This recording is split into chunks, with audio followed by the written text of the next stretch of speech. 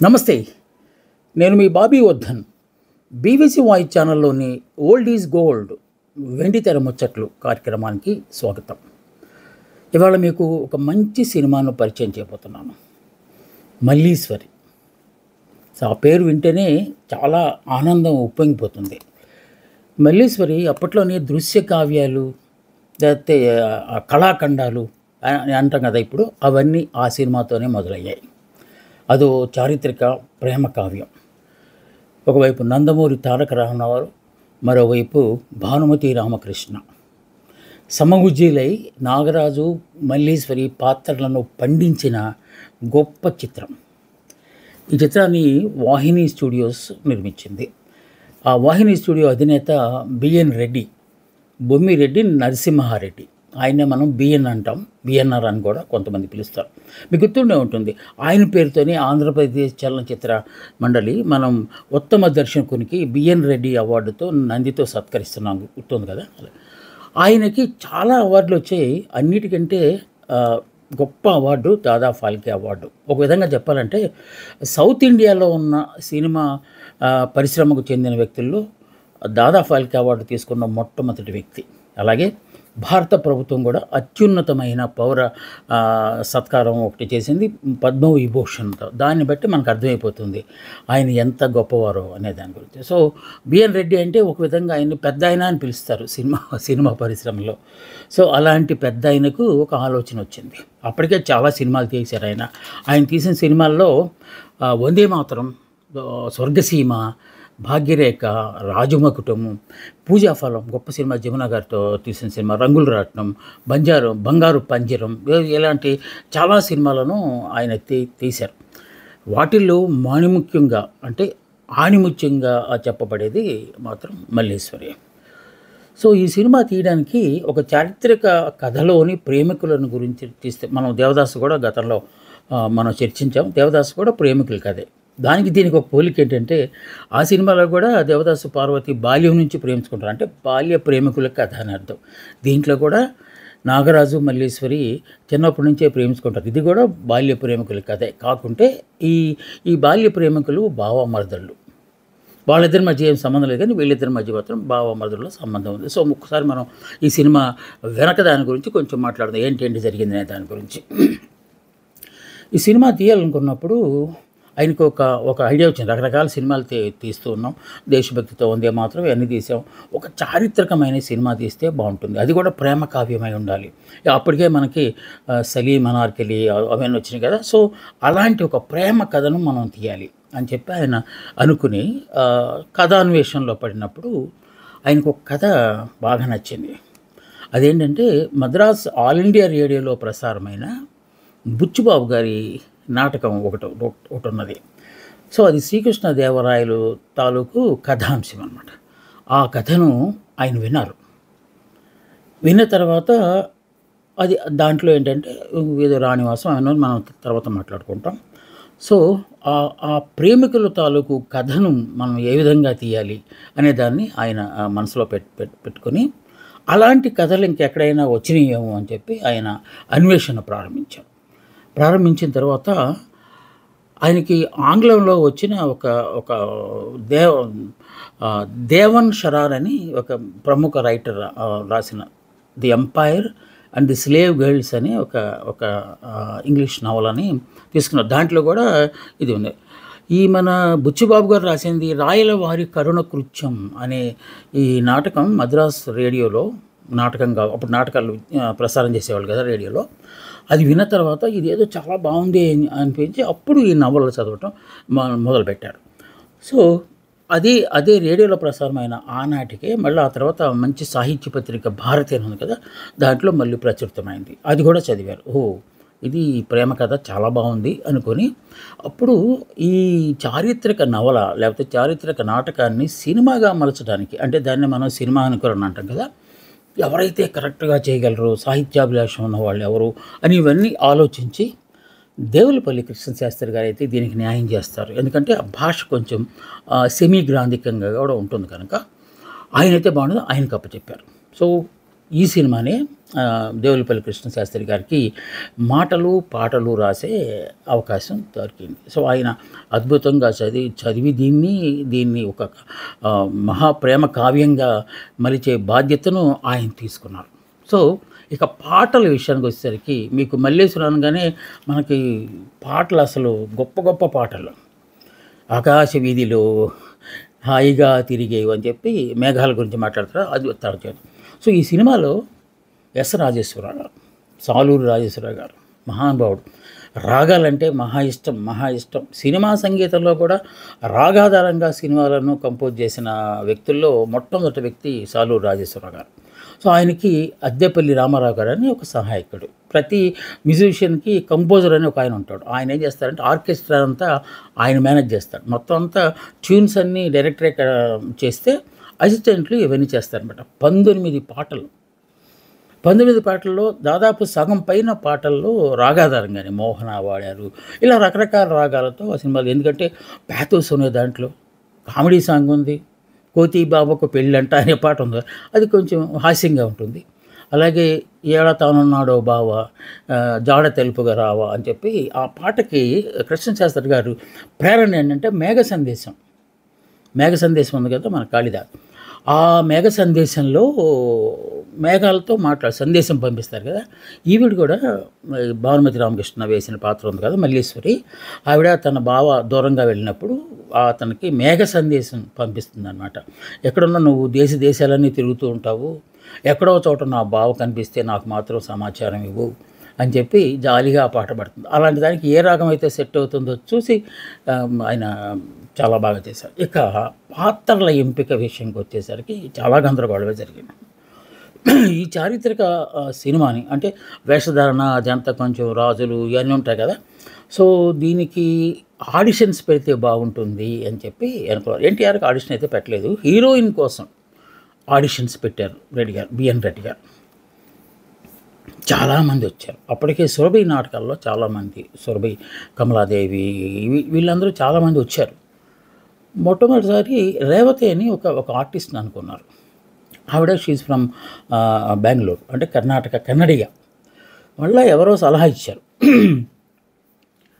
మన తెలుగు సినిమాకి వేరే వాళ్ళని ఎందుకు తీసుకోవాలంటే, కానీ ఆ కన్నడ నటి మీదే బిఎన్ రెడ్డి గారికి బాగా ఎక్కువ దృష్టి కనబరిచారట. కాకుంటే మిత్రులు చేసిన సలహా మేరకు ఆవిడ్ని హీరోయిన్గా కాకపోయినా ఈ సినిమాలో ఏదో ఒక పాత్రలో ఆవిడ్ని ఉంచుదాము అని చెప్పి ఆయన అనుకుని భానుమతి రామకృష్ణ గారిని, ఆవిడ కూడా ఆడిషన్కి వచ్చారు, తీసుకున్నారు. కాకపోతే ఆవిడ మీద ఒక అపప్రద ఉంది.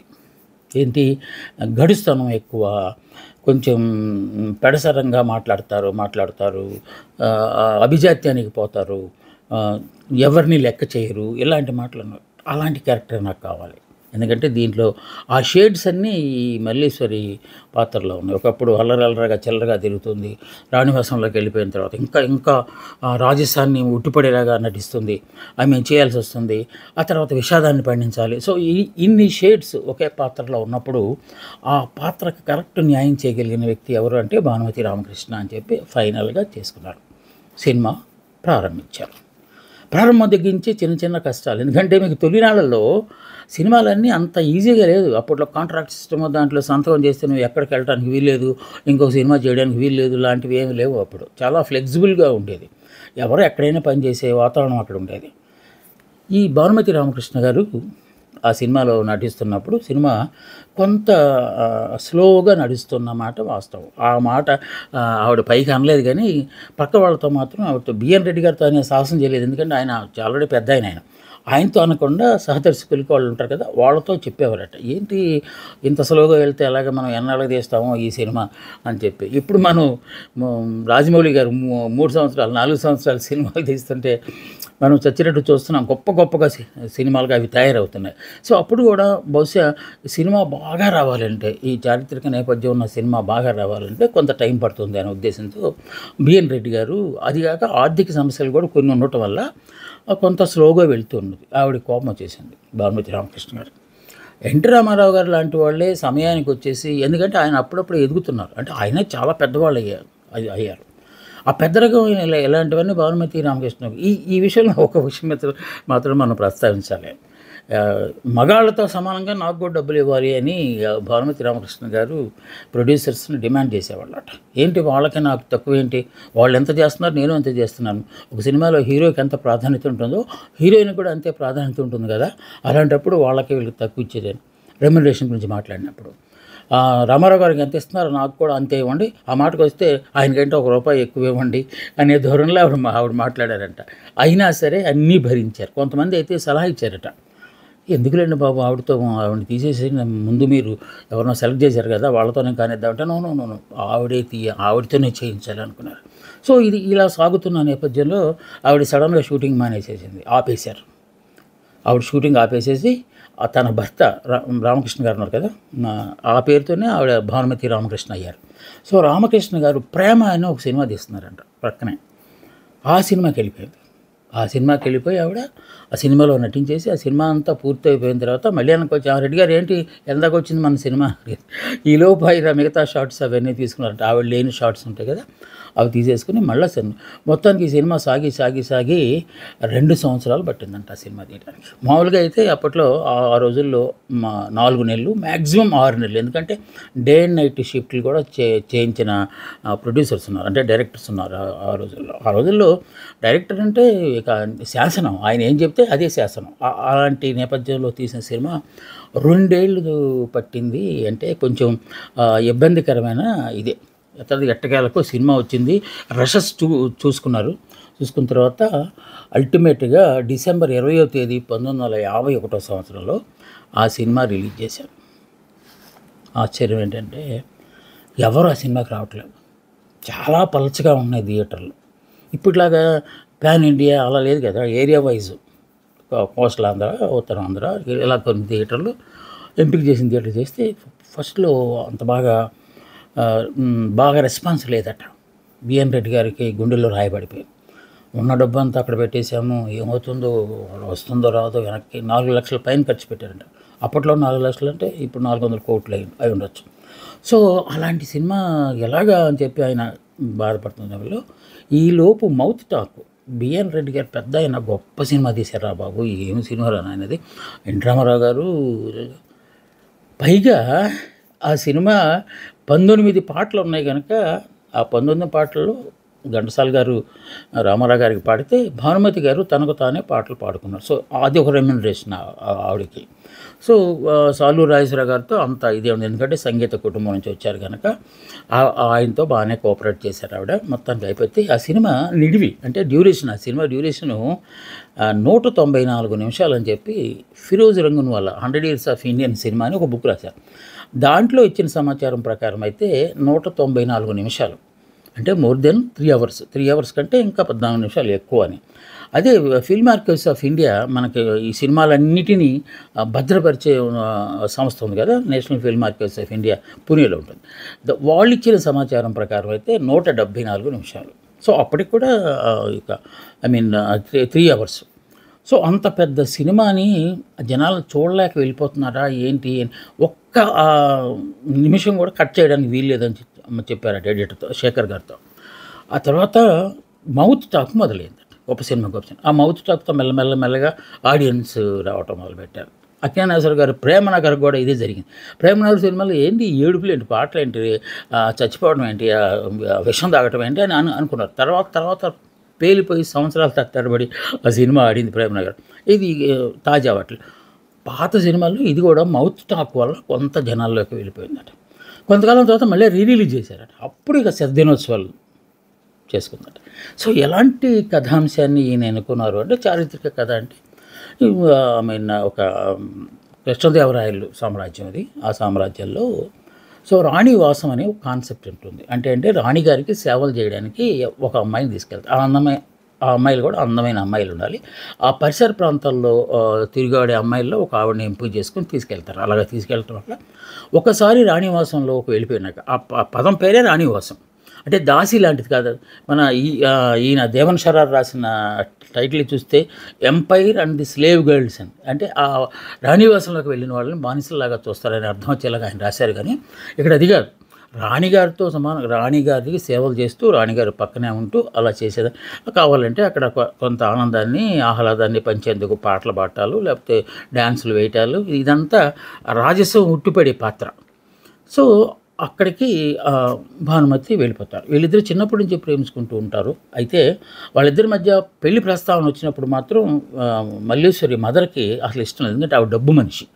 సో అందువల్ల వాళ్ళిద్దరిని ప్రేమ కాదంటారు. కానీ నువ్వు డబ్బులు సంపాదించుకుని వస్తే చూద్దాం అనుకున్నప్పుడు నాగరాజు దేశాటనకి వెళ్తారు. దేశాటనలో శిల్పకారుడుగా మంచి శిల్పిగా తయారవుతారు. మంచి డబ్బులు సంపాదించుకుని వెనక్కి వచ్చేస్తారు. వెనక్కి వచ్చేసి మల్లేశ్వరిని పెళ్లి చేసుకుందామని వెళ్తే అప్పటికే మల్లేశ్వరి రాణివాసంకి వెళ్ళిపోయింది. సో అక్కడికి వెళ్ళిన తర్వాత ఇంకా తీసుకురావడం, అక్కడ కండిషన్ ఉంటుంది. అక్కడికి ఒకసారి వెళ్ళిన మహిళ ఎవరైనా పురుషులతో కలిస్తే శిరచ్ఛేదం, ఇంకంతే తలకాయ తీసేస్తారు, ఉరిదేస్తారు అనమాట. సో అలాంటి పరిస్థితుల్లో ఎలాగంటే ఇతను శిల్పకారుడు అనే ఒక ఇది తెలిసిన తర్వాత అక్కడే ఏదో వర్క్ ఉండి, రాజప్రసాదంలో ఏదో వర్క్ ఉండి నాగరాజు అక్కడికి వెళ్తాడు. అక్కడికి వెళ్ళి అక్కడ కూడా ఏదైనా పని చేస్తూ అప్పుడు చూస్తాడు ఆవిడని. ఇక్కడే ఉంది కదా అనుకుని ఆవిడ దొంగతనంగా చూస్తే ఒక పరిచారిక, అంటే రాణిగారి దగ్గర పనిచేసే ఒక సర్వెంట్ మేడు వీళ్ళ ప్రేమ కథ తెలుసుకొని ఎక్కడో చోట కాలపడానికి ట్రై చేస్తారు. కలిసినట్టు తెలిస్తే మాత్రం గురి తీస్తారు. మొత్తానికి ఒకసారి కలుసుకున్నది అక్కడ రాజుగారికి తెలిసిపోతుంది. తెలిసిపోతే ఇద్దరికి ఉరిదీయడానికి శిక్ష ఖరారవుతుంది. దానికి ముందు ఈ మన ఈయన అబ్బాయి ఉంటాడు కదా, హీరో గారు నాగరాజు కృష్ణదేవరాయల్ని ప్రశ్నిస్తాడు. ఏంటండి ఈ బానిసత్వం ఏంటండి, ఈ రాణివాసాలు ఏంటి, ఎలా తీసుకొచ్చి మీరు ఇలా చేస్తుంటారు అంటే, అదేంటయ్యా ఈవిడికి మల్లేశ్వరిని రాణివాసం కావాలని నువ్వే కదా కోరావని అంటాడు. వెంటనే అతను ఫ్లాష్ బ్యాక్లోకి వెళ్ళి ఎప్పుడు కోరాను అనుకుంటే ఒకసారి ఈ మల్లేశ్వరిని గుడికి తీసుకెళ్తాడు. ఈయన తీసుకెళ్ళినప్పుడు ఆ రాజస్వం అంతా చూసి నువ్వు రాణిలాగా ఉన్నావు, రాణివాసంకి వెళ్తే బాగుంటుంది అని అక్కడే మారువేషంలో ఉన్న కృష్ణదేవరాయలు అండ్ పార్టీ ఆ మాట వింటారు. అందువల్ల ఆవిడని తీసుకెళ్తారు. అది గుర్తు చేస్తాడు కృష్ణదేవరాయలు, నువ్వే కదా చెప్పావు ఆవిడని తీసుకెళ్ళమని అని చెప్తే తర్వాత కథ అంతా తెలుసుకుని వీళ్ళు అమర ప్రేమికులు, వీళ్ళని విడిదీయటం చాలా కష్టం అని చెప్పి ఆయన అంతగా ఆయన అనుకుని అక్కడ వాళ్ళిద్దరికీ వైభవత, అంటే అప్పుడుకున్న షరతులన్నీ ప్రక్కకు నెట్టేసేసి అది ఉరిదీసే కార్యక్రమాన్ని పక్కన పెట్టి వాళ్ళిద్దరు ప్రేమికులు కనుక ఈ ప్రేమను మనం ఖచ్చితంగా జయింపజేయాలి అని చెప్పి వాళ్ళిద్దరికి ప్రేమ అని వివాహం చేయడంతో వైభవంగా ఈ రాజప్రసాదంలో పెళ్లి చేయటంలో దాంతో సినిమా ముగుస్తుంది అనమాట. ఈ లోపు గొప్ప గొప్ప పాటలు అన్ని గొప్ప గొప్ప పాటలు వస్తాయి. కృష్ణశాస్త్రి గారు మేఘ సందేశం పాట సూపర్ హిట్ అయింది. దీనికి ఉన్న కొన్ని ప్రత్యేకతలు ఏంటంటే ఈ సినిమా మొట్టమొదటిసారి చైనాలో పెకింగ్ ఫిల్మోత్సవం ఉంటుంది కదా, దాంట్లో పార్టిసిపేట్ చేసిన ఫస్ట్ ఇండియన్ మూవీ అండి ఇది. ఇంకొక గొప్పతనం ఏంటంటే దీని స్క్రీన్ ప్లే, కృష్ణశాస్త్రి గారు రాసిన స్క్రీన్ ప్లే అదంతా చూసి అమెరికన్ యూనివర్సిటీలో ఫిల్మ్ స్టడీస్ ఎక్కడైతే టీచ్ చేస్తున్నారో అక్కడ దీన్ని పాఠ్యాంశంగా పెట్టారట. అంటే దాన్ని బట్టి మనకు అర్థమవుతుంది. ఇక నేషనల్ అవార్డ్స్ అవన్నీ ఇంకా ఎంత గొప్పగా వచ్చుంటాయో మనం అనుకోవచ్చు. ఇలాగా ఒక సినిమా ఖండకావ్యంగా మారిందంటే దాని వెనక ఎంత శ్రమ ఉంటుందో తెలుసుకోవడానికి ఇలాంటి సినిమాలను మనం ఉదాహరణగా చెప్పుకుంటాం. మల్లేశ్వరి ముచ్చట్లు అంటే ఆ పాటలు వింటే మీకు అసలు ఒళ్ళు గగురు పొడిస్తే కదా మనకి. ఎన్ని పాటలు, 19 పాటలు, ప్రతి పాట సూపర్ హిట్టే. ఘంటసాల గారు, భానుమతి గారు కొన్ని పాడారు, జి రామకృష్ణ గారు ఆయన కొన్ని పాడారు, అలాగే సురభ నుంచి వచ్చిన వాళ్ళు కూడా కొన్ని పాటలు పాడారు. అన్ని పాటలు సూపర్ హిట్గా మారి అది మ్యూజికల్ హిట్గా, ఇప్పుడైతే ఆడియో హిట్ అంటాం కదా, అలాగా అప్పట్లోనే ఒక చరిత్ర సృష్టించిన ప్రేమ కావ్యం మల్లేశ్వరి. ఈ ముచ్చట్లు మీకు నచ్చాయని భావిస్తూ మళ్ళీ వచ్చే కార్యక్రమంలో మరొక మంచి సినిమా గురించి మీతో ముచ్చటించడానికి వస్తాను. అందాక సెలవు. నమస్తే.